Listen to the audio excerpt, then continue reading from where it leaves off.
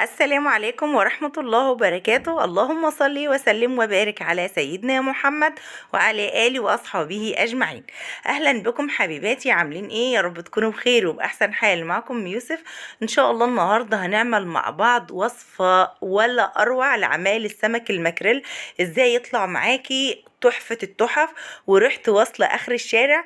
بجد هنقول الكلام ده كله في الحلقة بتاعتنا، بس قبل ما ندخل ما تنسوش لايك للفيديو وكومنت حلو كده من ايديكم الحلوه. ولو كنتي اول مره تزوري قناتي يا ريت تشتركي في القناه وتفعلي زر الجرس عشان يوصلك كل جديد من عندي باذن الله.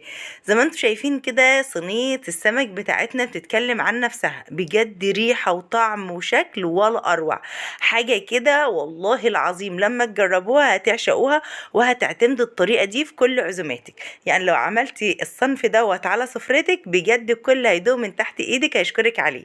يلا بينا كده نشوف احنا عملنا السمك ده ازاي والمكونات. زي ما حضراتكم شايفين كده معايا كيلو سمك ماكريل، زي ما انتم شايفين كده، او روسي، احنا ساعات بنقول عليه سمك روسي يعني. طبعا حجمه كان وسط، ولا كبير قوي ولا صغير قوي، يعني كان حجمه مناسب. تقدري تجيبي اكبر، تقدري تجيبي اصغر، براحتك خالص. المهم الوصفة بتاعتنا النهاردة هتودي السمك ده في حتة تانية خالص. اول حاجة كده قلت انضف معاكم واحدة عشان البنات اللي لسه داخلين سنة اولى مطبخ يشوفوا الطريقة. اول حاجة بقص الراس كده وباخد كده بطن السمكية وبنضفها كويس جدا جدا، وبحك السلسلة بتاعت السمكية كده كويس جدا عشان تجمعات الدم اللي بتكون فيها. وبعد خلاص لما غسلته كويس جدا جدا وغسلته كذا مرة تحت مية جارية، هحط عليه شوية دقيق وليمونة فقط لا غير. السمك ده ما بيستحملش اصلا يتنقع في مية. هسيبه بس كده على ما بال اعمل التتبيلة بتاعته ونرجع له تاني ونركنه بقى كده في جنب. والدقيق بيخليه مفيش ريحة زفارة خالص خالص خالص. الدقيق والليمون بيخلوه تحفة. بلاش خل عشان الخل بيثبت الزفارة. تمام كده، تمام وزي الفل. نيجي هنا بقى للخضار بتاعنا. معايا راس من التوم وكمان كده جزرايه وفلفل على شطه وليمونايه وكمان شويه من البقدونس. هنحط بهارات ايه؟ هنحط ملح وكمون وفلفل اسمر فقط.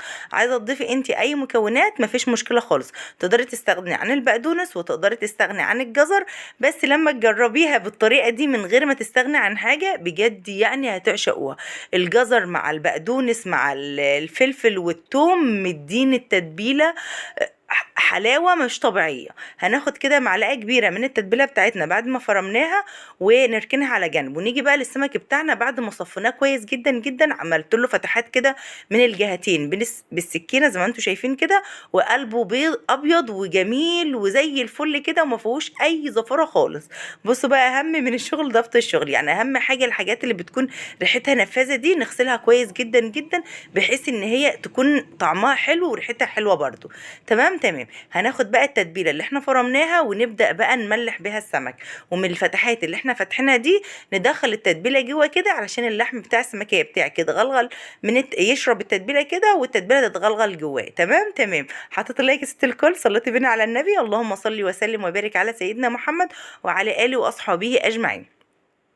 زي ما انتم شايفين كده هتبل كل السمكات بالشكل اللي حضراتكم شايفينها دي. ما ننساش نحط في الفتحات اللي احنا فاتحينها. تمام. يلا بقى كده نشوف الخطوه اللي بعد كده. هنسيبها يعني بصوا السمك ده ما بيحبش يتبل كتير اصلا لانه اللحم بتاعه طري فبيستقبل اي حاجه بسرعه. هنركنه كده على جنب. ممكن تسيبيه بكتيره خالص نص ساعه، ما تسيبوش اكتر من كده. ماشي، انا ركنته كده على جنب لما جهزت الخضار. وبعد كده بقى معايا حبايتين من البصل. الخضار عبارة عن بصل وطماطم وفلفل وجزر و زي ما انتم شايفين كده وبس. زي ما انتم شايفين اخدت البصلتين، بصوا هرستهم كده بشوية فلفل اسمر. مش هحط ملح لان التتبيلة بتاعتي مملحة وزي الفل. وهرست كده البصلتين لحد ما نزلوا العصارة بتاعتهم.